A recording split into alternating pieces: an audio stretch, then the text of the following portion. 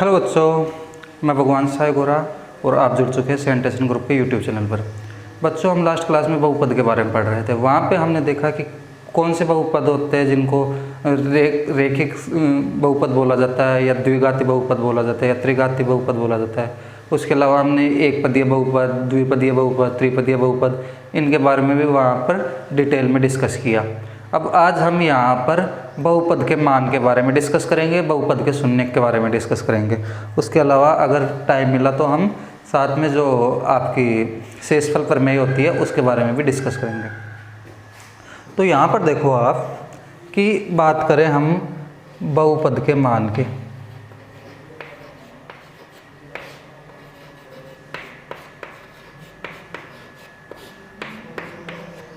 तो बहुपद का मान बेसिकली होता क्या है। इसमें जैसे मान लो आपको बहुपद कुछ इस फॉर्म में दिया हुआ होगा। अभी यहाँ पर आपको कोई भी एक बहुपद लिखा हुआ मिल सकता है, वो ax प्लस बी की फॉर्म में हो, ax square plus b x plus c की फॉर्म में हो, डिफरेंट फॉर्म हो सकती है। जैसे मान लो मैं लिख के देता हूँ यहाँ पर कुछ फॉर्म, जैसे ax प्लस बी हो सकता है, या फिर ax square plus b x plus c इस फॉर्म में हो सकता है, या फिर आपका a x cube plus b x square plus c x plus d इस फॉर्म में हो सकता है, या और भी डिफरेंट फॉर्म में हो सकती है, आपको देखने को मिल सकती है। क्लियर। अब आपको क्या है कि यहाँ पर आपको दे दिया जाए कि आपको x इक्वल्स टू 0 पर वैल्यू फाइंड करनी हो, x इक्वल्स टू 1 पर वैल्यू फाइंड करनी है, या x इक्वल्स टू 2 पर वैल्यू फाइंड करनी है। तो अगर वो कह रहा है आपसे कि x इक्वल टू 0 पर इसका बहुपद का मान ज्ञात करो, तो आपको क्या करना है, x को 0 से रिप्लेस करना है, यानी कि x की जगह आपको क्या रख देना है, 0 रख देना है। अगर आपको x इक्वल 1 पर आपको क्या करना है, बहुपद का मान ज्ञात करना, तो आपको x की जगह क्या रख देना है, 1 रख देना है। क्लियर। तो अब हम देखते हैं कि जैसे मान लो मैं यहाँ पर 0 रखता हूँ, तो उस केस में मैं इसको कुछ इस तरीके से रिप्रेजेंट करूँगा। यहाँ x की जगह 0 रखूँगा तो ऐसे रिप्रेजेंट करूँगा, और यहाँ से जो मेरे पास बनेगा कि मैं यहाँ a और x की जगह 0 प्लस b।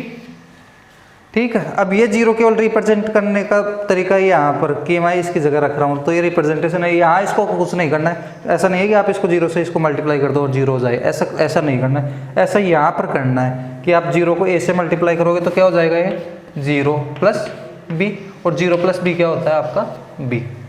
ठीक है। ये आपका रिप्रेजेंटेशन का तरीका है। आप यहाँ पर इस तरीके से भी इसको लिख सकते हो, जरूरी नहीं है आप इक्वल टू रखो, आप इसको इस तरीके से भी शो कर सकते हो। ठीक है।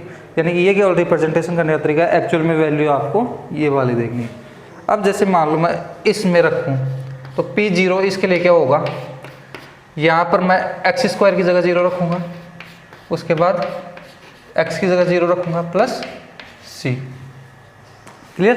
तो अब देखो ये फिर से ये 0 होगा, ये 0 होगा, और ये c, तो इक्वल्स टू क्या मिलेगा आपको, c। तो इस केस में P0 इक्वल्स टू क्या मिला हमें, b। इस केस में P0 equals to c। Clear. Similarly हम 1 के लिए रख सकते हैं, 2 के लिए रख सकते हैं। देखो जैसे मैं 1 के लिए रखता हूँ, जैसे मान लो यहाँ पर 0 ना होकर क्या होता, 1 होता, तो फिर यहाँ पर भी क्या आता, यहाँ पर भी क्या रखना होता मेरे को, 1, यहाँ पर भी 1। अब 1 का स्क्वायर क्या होता है, 1, और उसको a से मल्टीप्लाई करेंगे तो किसी भी नंबर को आप 1 से मल्टीप्लाई करो तो क्या आता है आपके पास, वही नंबर आ जाता है, तो a आ जाएगा यहाँ पर। और यहाँ पर इसी तरीके से सिमिलर तरीके से b, और यहाँ पर c।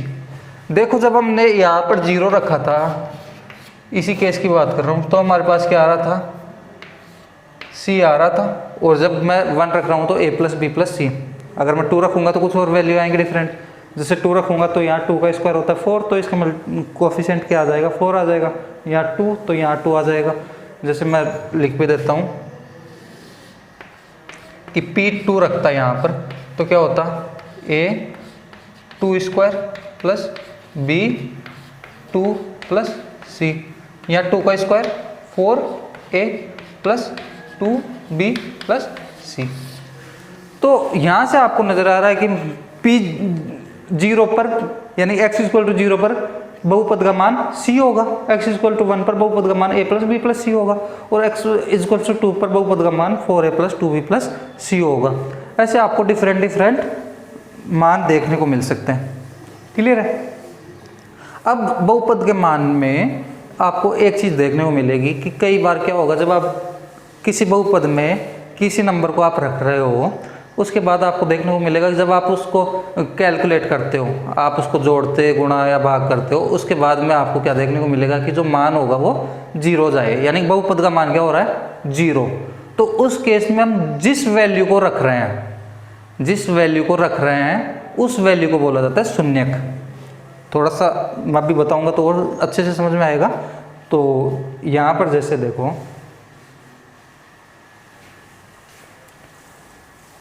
टेंशन लेने की यहाँ पर बिल्कुल भी ज़रूरत नहीं है, आपको एक एक चीज़ बहुत अच्छे से बताऊंगा मैं अभी।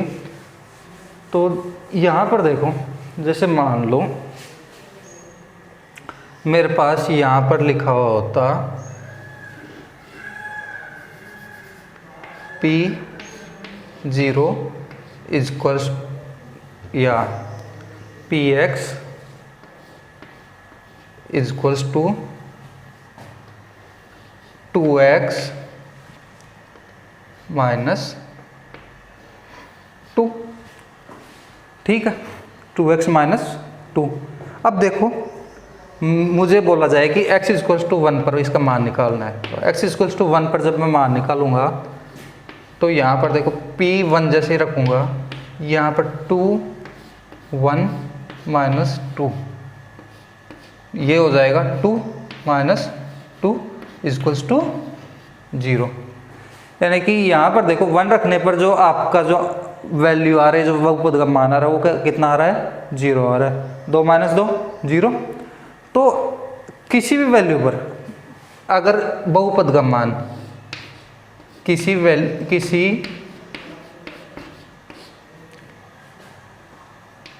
मान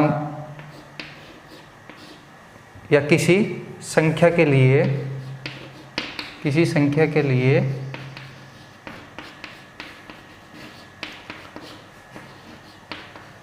बहुपद का मान शून्य हो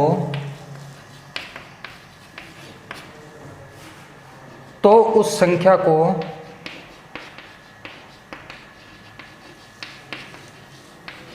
शून्यक कहते हैं। क्या कहेंगे, शून्यक। क्या कहेंगे, शून्यक। तो यहाँ पर जो शून्यक होगा, ये जो x इक्वल टू 1 होगा, इस 1 को क्या बोला जाएगा, शून्यक। तो किसी संख्या के लिए बहुपद का मान शून्य हो तो उस संख्या को क्या कहेंगे, शून्यक। क्लियर हुआ? तो अब आपसे कोई भी पूछे कि हाँ भाई इस वाले क्वेश्चन के लिए शून्यक ज्ञात करना है, तो आपको क्या करना है, उसको 0 को इक्वल रख देना। 0 को इक्वल रखने के बाद आपको आपका शून्यक मिल जाएगा। कैसे? जैसे मान लो मुझे यहाँ से मालूम चल रहा है कि Px क्या होना है, 0 होना है। तो ये जो 2x माइनस 2 है, इसका मान क्या होना है, 0 होना है। ठीक है, अब हम रिवर्स चल रहे हैं। अभी हम यहाँ पर देखो क्या कर रहे हैं, रिवर्स अप्रोच कर रहे हैं कि 2x माइनस 2 क्या होगा, 0 होगा। ठीक है, ये हमें पहले से पता है, क्योंकि हमें शून्यक निकालना, तो हम पहले से मान ले कि ये बहुपद किसके इक्वल होना चाहिए, 0 के इक्वल। क्योंकि शून्यक तभी तो पता चलेगा जब उसका मान हमें कितना मिले, एक प्रकार से 0 मिले बहुपद के लिए। तो यहाँ पर देखो, अब इसके लिए मुझे क्या करना होगा, आपने 8th क्लास में किया भी होगा। इधर आपको इस 2 को रिमूव करने के लिए, इसको हटाने के लिए यहाँ पर +2 लेफ्ट हैंड साइड में ऐड करना होगा, +2 ही आपको राइट हैंड साइड में ऐड करना होगा। तो यहाँ इस 2 से ये 2 कैंसिल हो जाएगा और बचेगा क्या, 2। तो 2x इक्वल्स टू 2। इसके बाद आप क्या करते हो, आप दोनों साइड में 2 से डिवाइड करोगे।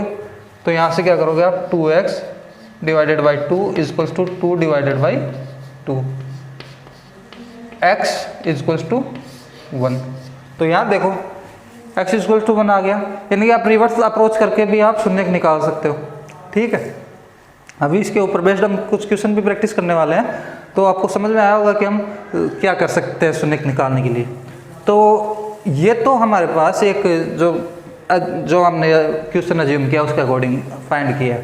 अभी हम बात करें शून्य निकालने के लिए, तो देखो आपके पास जो अभी आपकी जो एनसीईआरटी की बुक है उसके अंदर केवल जो रेखिक टाइप के बहुपद हैं, जो रेखिक बहुपद हैं और एक ही चर वाले जो रेखिक बहुपद हैं, एक चर वाले रेखिक बहुपद हैं उनकी बात की गई है। एक चर वाले रेखिक बहुपद की बात की गई है। तो एक चर वाले रेखिक बहुपद के लिए हम कैसे मान निकालें हैं, तो वो समझो पहले कि एक चर वाला रेखिक बहुपद कुछ इस फॉर्म में होगा ax प्लस b। अब हमें क्या करना था, 0 का इक्वल रखना था शून्य निकालने के लिए। यहां पर आगे लिख भी लो, एक चर वाले रेखिक बहुपद के लिए शून्यक। ठीक है, तो यहां से आपको क्या पता चलेगा कि अब आप दोनों तरफ 20 सब्ट्रैक्ट करोगे। ठीक है, उसके बाद यहाँ पर क्या बना आपका ax, ये b से b कैंसिल हो जाएगा और इधर माइनस b, और यहाँ से आपको x इक्वल टू क्या मिलेगा, माइनस b बाई ए। तो ये आ गया आपका शून्यक, किसके इक्वल होगा, माइनस b बाई ए। इसका मतलब क्या हुआ, इसका मतलब क्या हुआ, माइनस b क्या है, यहाँ पर जो b है वो क्या है, एक नियतांक, क्या एक नियतांक जिसको कांस्टेंट बोलते हैं या नियतांक बोलते हैं, अपॉन x का गुणांक। क्या होगा, x का गुणांक, या इस नियतांक को कई बार आपको अचर लिखा हुआ भी मिलेगा, अचर अपॉन x का गुणांक। क्योंकि ये देखो जो a है वो x का गुणांक ही तो है, कल हमने बात भी की थी कि गुणांक किसे बोलते हैं, तो यहाँ आपको समझ में आ गया होगा कि गुणांक किसे बोलेंगे। तो अचर अपॉन x का गुणांक, आप इसको इस तरीके से भी लिख सकते हो। क्लियर। तो आप क्या करो, वीडियो को पॉज करो और इसको एक बार नोट कर लो, उसके बाद हम नेक्स्ट क्वेश्चन जो एनसीईआरटी बुक में आपके जो क्वेश्चन गिवन है उनको प्रैक्टिस करते हैं। ठीक है,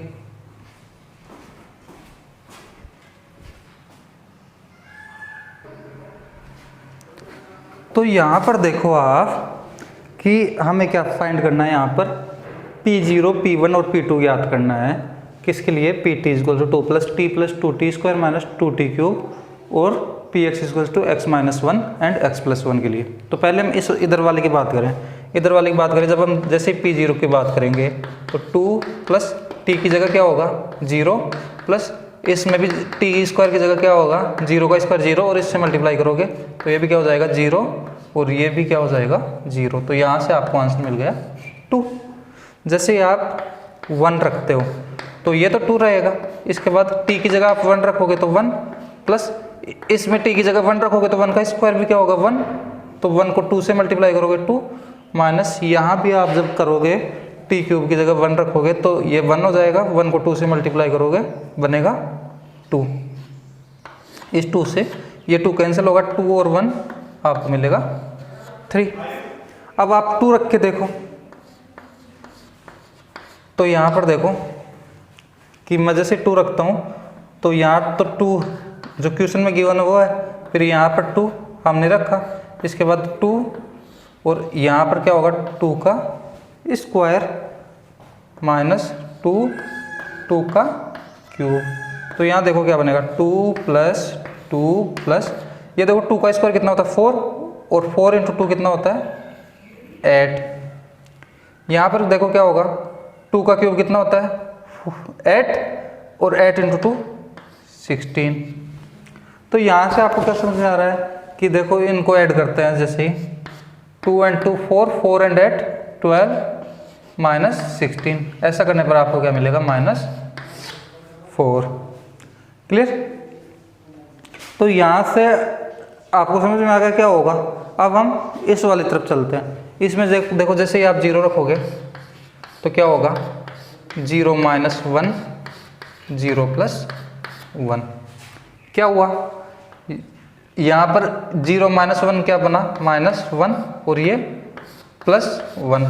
अब किसी भी नंबर को आप 1 से मल्टीप्लाई करो तो आपको सेम नंबर मिलता है। तो -1 को आप 1 से मल्टीप्लाई करोगे तो क्या मिलेगा आपको -1 मिलेगा। तो इसके बाद आप 1 रखो तो क्या होगा 1 माइनस 1 1 प्लस 1। तो ये क्या होगा आपका 0 और ये क्या होगा 2। तो किसी भी नंबर को आप 0 से मल्टीप्लाई करो आपको क्या मिलता है 0। और जैसे आप 2 रखोगे तो 2 माइनस 1 2 प्लस 1, यहाँ से बनेगा 1, यहाँ 3। किसी भी नंबर को 1 से मल्टीप्लाई करो सेम नंबर मिलता है, तो यहाँ 3। तो इस तरीके के क्वेश्चन और भी हैं आपके जो एनसीईआरटी की जो बुक है उसकी जो एक्सरसाइज 2.2 है उसमें आपको सिमिलर टाइप के और कुछ क्वेश्चन भी देखने को मिलेंगे।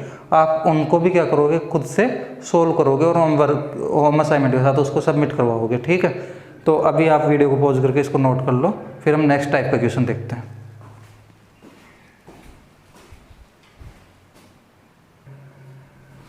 अब यहाँ पर देखो हमारे सामने जो बोर्ड पर नेक्स्ट क्वेश्चन दिख रहा है उसमें क्या लिखा है, सत्यापित करो अगर दिए गए संगत मान शून्य के। संगत मान का मतलब जो इस बहुपद के साथ जो मान दिए हुए हैं कि आपको इसके लिए मान ज्ञात करना है या फिर आपको इसके लिए मान ज्ञात करना है, तो ये संगत मान हो गए। ठीक है, इनके सापेक्ष में देखना है कि कौन सा इनमें शून्य है और कौन सा नहीं है। तो इसके लिए हमें क्या करना होगा, हमें x की जगह वैल्यू पुट करनी होगी। पुट करने के बाद हमें क्या देखना होगा कि जो मान है बहुपद का वो शून्य के इक्वल आ रहा है या नहीं आ रहा। तो यहाँ देखो कि p और x की जगह क्या रखूँगा मैं 4/5। तो देखो क्या देखने को मिलेगा 5 एंड इंटू एक्स की जगह 4/5 माइनस पाई। तो 5 से आपका 5 कैंसिल हो जाएगा, बचेगा क्या 4 माइनस पाई। अब आपको अगर पाई की वैल्यू मालूम है कितनी होती है 3.14 समथिंग होती है, तो अगर वो भी आप रखते हो तब भी आप देखोगे कि यहाँ पर ये 0 नहीं होने वाला है, क्योंकि इसके लिए आपको यहाँ पर कितनी वैल्यू होनी चाहिए थी 4 होना चाहिए था यहाँ पर, तब ये 0 होता। अभी तो ये 0 नहीं होगा, ये 0 पॉइंट कुछ होगा। ठीक है, जो भी आप कैलकुलेट करोगे तो 0.86 के समथिंग आएगा। तो इस तरीके से आप, या फिर आप जो इसकी दूसरी डिफरेंट वैल्यू होती है 22/7 वो भी आप पुट करके देख सकते हो, आपको 0 नहीं मिलेगा। यानी कि 0 के अतिरिक्त आपको कुछ भी मिल रहा है तो उस केस में आप इसको शून्यक नहीं कह सकते। तो ये तो आपका शून्यक नहीं है। अब इस साइड में आ जाओ। इस साइड में देखो, जैसे मैं रखता हूँ -1/√3, तो इसको रखने पर देखो क्या देखने को मिलेगा 3 एंड यहाँ पे -1/√3 का स्क्वायर -1। अब हमें मालूम है कि किसी भी नंबर का स्क्वायर, नेगेटिव नंबर का स्क्वायर होता है वो पॉजिटिव होता है, क्योंकि -1 को -1 से मल्टीप्लाई करोगे तो माइनस माइनस क्या होंगे प्लस होंगे। और 1 का स्क्वायर तो हमें मालूम है कितना होता है 1 ही होता है। उसके बाद किसी नंबर के ऊपर अगर रूट लगा हुआ है, किसी नंबर के ऊपर अगर रूट लगा हुआ है तो उसका स्क्वायर करने पर वो रूट हट जाता है। इसका मतलब यहाँ पर नीचे क्या होगा 3 माइनस 1, तो 3 से 3 कैंसिल होगा, बचेगा कि यहाँ पर 1 माइनस 1 इक्वल्स टू 0। इसका मतलब जो ये वाला मान है -1/√3 ये शून्यक है।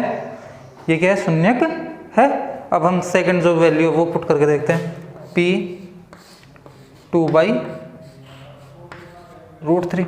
तो इस केस में देखो 3 2/√3 का स्क्वायर -1। यहाँ से क्या देखने को मिलेगा आपको 3 इंटू 2 का स्क्वायर कितना होता है 4, और √3 का भी बताया ही क्या होगा 3 माइनस 1। 3 से 3 फिर कैंसिल होगा, बचेगा क्या 4 माइनस 1 इक्वल्स टू 3। तो अब ये वैल्यू 0 नहीं हुई, इसका मतलब आपका ये जो मान है वो शून्यक नहीं है। इसी तरीके से आप जो रिमेनिंग क्वेश्चन है इस क्वेश्चन से रिलेटेड जो आपके एक्सरसाइज में आप उनको खुद से सोल्व करेंगे। ठीक है, तो आप वीडियो को पॉज करके इसको नोट करो, फिर हम नेक्स्ट टाइप का क्वेश्चन देखते हैं।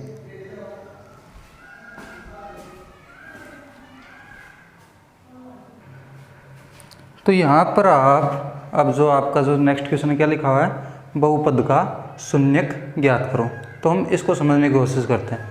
तो बहुपद का शून्य ज्ञात करने के लिए अभी हमने बात की थी कि हम अगर कुछ इस फॉर्म में हो, ax + b की फॉर्म में हो, तो हम इस केस में शून्य क्या ज्ञात करते हैं, -b/a, या फिर हम बोल सकते हैं इसको अचर अपॉन x का गुणांक। तो यहाँ पर देखो, जैसे मैं अगर शून्य की बात करूँ यहाँ पर, ठीक है, तो इस केस में आपको क्या देखने को मिलेगा कि जो अचर है वो कितना है, -5, कितना है, -5, और ये जो माइनस है वो तो फॉर्मूले से है, और अचर है वो कितना है, -5, और x का गुणांक क्या है, x के मल्टीपल में कुछ भी नहीं लिखा हुआ। इसका मतलब क्या होगा कि अगर किसी नंबर को हम 1 से गुणा करते हैं तभी तो वो सेम नंबर बन जाता है। कि 1 को हम x से गुणा करें तो क्या मिलेगा हमें, 1 को हम x से गुणा करें तो क्या मिलेगा हमें, x मिल जाता है, ठीक है।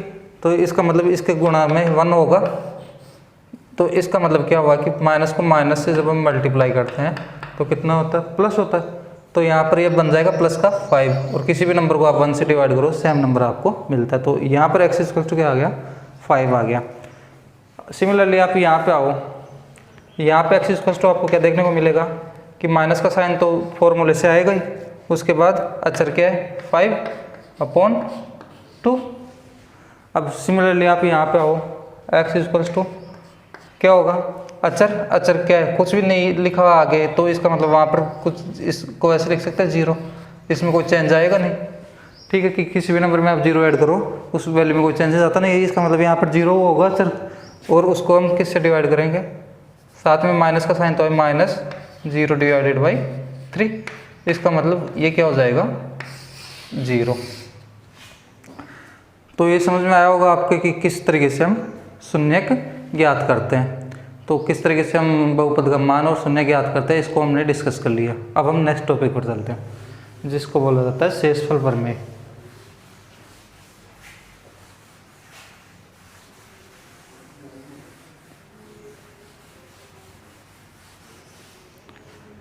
तो शेषफल प्रमेय में क्या होगा,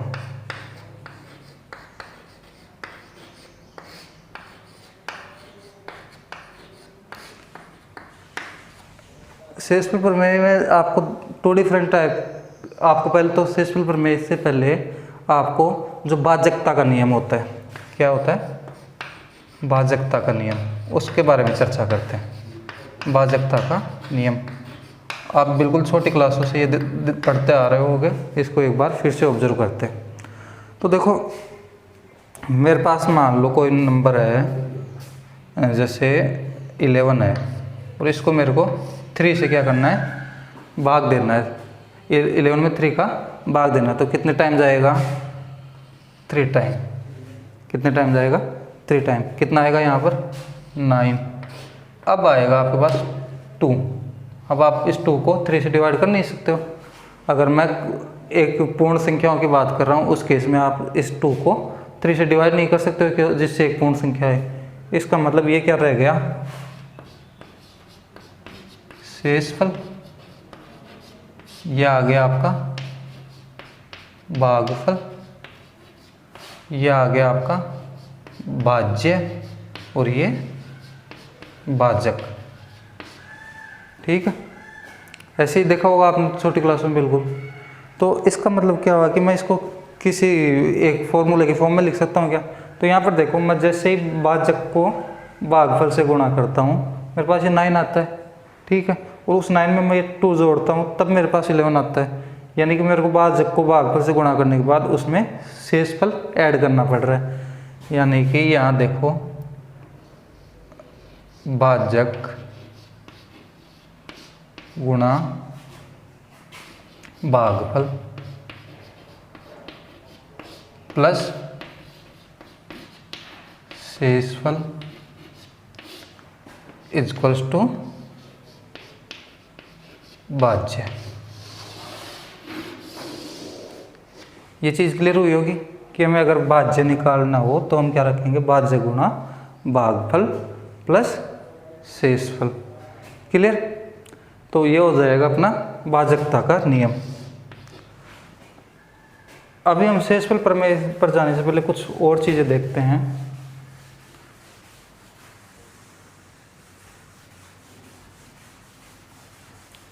जैसे मान लो अभी बात करूं मैं कि अगर शेषफल 0 हो रहा होता, शेषफल 0 हो रहा होता, यानी कि हमारे पास तो लिखा होता क्या था, भाज्य इक्वल्स टू भाजक गुणा भागफल प्लस शेषफल। अगर किसी केस में ये शेषफल 0 हो रहा हो, जैसे मान लो 6 है, इसको 2 से डिवाइड करना तो 3 टाइम डिवाइड होगा और यहाँ 0 बचेगा, तो शेषफल 0 हो गया। तो उस केस में आप क्या लिख सकते हो, 6 इक्वल्स टू 2 इंटू 3। अगर शेषफल 0 हो रहा हो उस केस में जो ये नंबर होंगे इनको बोला जाएगा एक प्रकार से गुणनखंड। क्या बोला जाएगा, गुणनखंड। और इन गुणनखंड के लिए इसको बोला जाएगा एक प्रकार से गुणज। क्या बोला जाएगा, गुणज। ठीक है, तो आपको गुणनखंड की जब बात करोगे तब आपको ये चीज़ काम आएगी कि आपको गुणनखंड तभी होगा कोई भी जब वो एक प्रकार से वहाँ पर शेषफल क्या हो, 0 हो। यानी कि अभी हम जब बात करेंगे आगे तो आपको ये देखने को मिलेगा कि अगर हम उसके गुणनखंड कर रहे हैं और उन गुणनखंड करने के बाद अगर शेषफल 0 रह रहा है तो उस केस में वो एक प्रकार से जो आपका क्या बोलेंगे, जो भाज्य होगा वो उससे कंप्लीटली विभाजित होगा। ठीक है, अभी आपको जैसे क्वेश्चन करवाऊंगा तो आपको कुछ चीज़ें क्लियर होंगी। जैसे मान लो यहाँ पर मेरे पास कोई नंबर है, जैसे एक हम बहुपद की बात कर रहे हैं तो हम बहुपद के अंदर ही लिखते हैं। मान लो बहुपद के अंदर मैं क्या लिख रहा हूँ, 2x² प्लस x। ठीक है, अब मेरे को क्या करना है, इसको मुझे x से क्या करना है, विभाजित करना है, यानी कि x का भाग देना है। तो x का भाग देने के लिए इसके हर जो टर्म होगी वो ऐसे x से डिवाइड होनी चाहिए, यानी कि 2x² plus x divided by x। हम इसको इस तरीके से लिख सकते हैं और इसको हम आगे अगर इसको सेपरेट करके लिखे तो ये इस तरीके से सेपरेट हो जाएगी। आपने किया भी होगा ऐसा जब आप फ्रैक्शन को ऐड कर रहे होते हैं, या तो आपको क्या होता है कि अगर नीचे अगर डिनोमिनेटर सेम होता है तो आप उसको एक साथ लिख देते हो। ठीक है, तो इसको अब हमने सेपरेट कर लिया, अलग अलग कर लिया। तो अब देखोगे आप कि ये जो x² है ये x और x के गुणा से मिलकर बना है, इसका मतलब एक x से एक x कट जाएगा, बचेगा क्या, 2x प्लस ये x से x कट जाएगा, यहाँ बचेगा 1। तो यहाँ पर आपको देखने को मिल रहा है कि 2x प्लस 1 टाइम ये क्या हो रहा है, डिवाइड हो रहा है। अब रिमाइंडर कुछ बचा नहीं, कंप्लीटली डिवाइड हो गया। इसका मतलब ये जो 2x प्लस 1 है ये क्या है, इसका एक गुणनखंड है। क्या है, गुणनखंड। तो जो 2x² प्लस x है उसका एक गुणनखंड क्या है, 2x प्लस 1, और एक गुणनखंड क्या है, x। तो आप जैसे हम इसको दूसरे तरीके से भी कर सकते थे ना, हम इनमें से x कॉमन लेते हैं, तो x कॉमन लेते हैं, यहाँ पे क्या बनता है 2x प्लस 1। तो यहाँ से भी आपको मालूम चल रहा है कि ये क्या है, इसके फैक्टरी हैं। इन दोनों को हम वापस से मल्टीप्लाई करेंगे तो ये मिलेगा। तो ये दोनों इसके क्या है, गुणनखंड है। क्लियर हो गया। अब इसी चीज़ को हम यूज़ करेंगे शेषफल निकालने के लिए। इसी चीज़ को हम कहाँ यूज़ करेंगे, शेषफल निकालने के लिए। तो पहले हम ये देखते हैं कि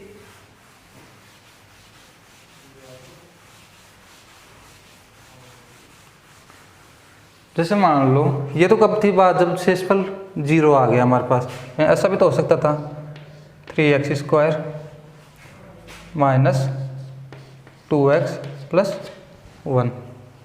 अब इस केस में देखो मैं क्या करता, x से डिवाइड करना होता मेरे को। ठीक है, तो x से डिवाइड करने के लिए मैं कुछ इस तरीके से लिखता। तो यहाँ पर देखो क्या बनता, 3x² divided by x minus 2x divided by x plus 1 divided by x। तो यहाँ देखो ये तो क्या बन जाता, 3x माइनस यहाँ x से x कटे 2 बचता और यहाँ पर अभी भी क्या बचता 1/x। तो आपको ये नज़र आ रहा होगा, जैसे मैंने कल वाले लेक्चर में बताया था, पिछले लेक्चर में बताया था कि अगर ये x है, इसकी घात एक पूर्ण संख्या नहीं है, तो उस केस में आपका जो x होगा, वो जो आपका ये जो पूर्ण पद होगा वो क्या नहीं होगा, बहुपद नहीं होगा। ये जो अभी आपका मतलब एक बीजीय व्यंजक होगा वो एक बहुपद नहीं होगा। कब नहीं होगा, जब किसी चर की घात क्या नहीं हो, एक पूर्ण संख्या नहीं हो। तो यहाँ इस x की घात कितनी होगी, -1, और x की घात -1 होगी तो वो क्या होगा, एक पूर्ण संख्या नहीं होती। -1 वो एक क्या होता है, पूर्णांक होता है। ठीक है, तो यहाँ से आपको समझ में आ गया कि ये पूर्णतः इससे विभाजित तो नहीं है, ये इससे पूर्णतः विभाजित नहीं है। तो हम क्या करेंगे, हम इसको विभाजित करके देखते हैं।